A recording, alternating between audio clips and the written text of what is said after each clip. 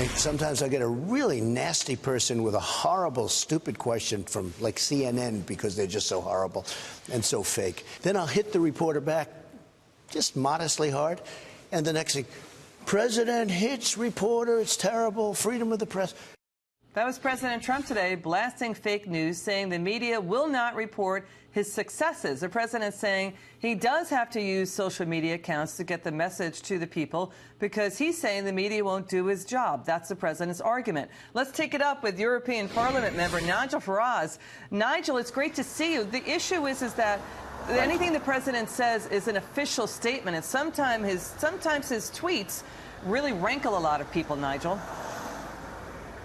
Well, look, I mean, the fact is, the day that he'd sort of rewritten NAFTA completely, he held a press conference, and all they wanted to ask about was Stormy Daniels. So, I can get his frustration. With Twitter, what the president does, he goes round the back of mainstream media, he delivers a message directly to an incredible 52 million people. Now, he does it using language that is colourful, provocative, unforgettable, and if you don't like Trump, you see his tweets, you hate him.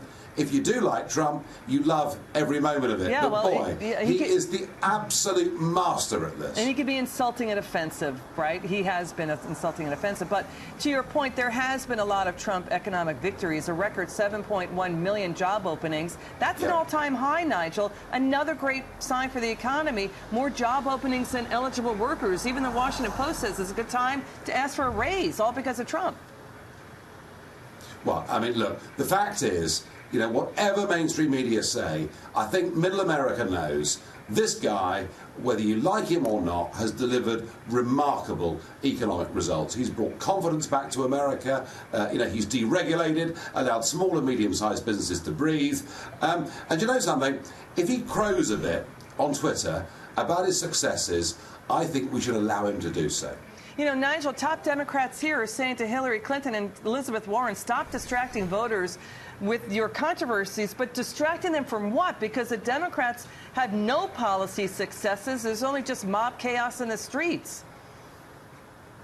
Oh, I think the more the Democrats focus on issues and tie themselves up in knots over, whether it's transgender toilets or whatever else it is, let them get into a lather, let them upset themselves about social issues, and let Donald Trump get on delivering a better life for ordinary Americans. He's doing it. I know the figures are tight for those midterms coming up on the 6th of November. But, I look at Trump's approval ratings and I compare that to where I am right now. Emmanuel Macron, Mrs. Merkel, Mrs. May, and Trump's approval ratings are like 20 points ahead of the people here. He's doing a great job. The fact the New York Times and CNN will never credit him with that increasingly doesn't really matter. The only word of warning I would have is that social media, Twitter, Facebook, all the rest of it, didn't just give us Trump.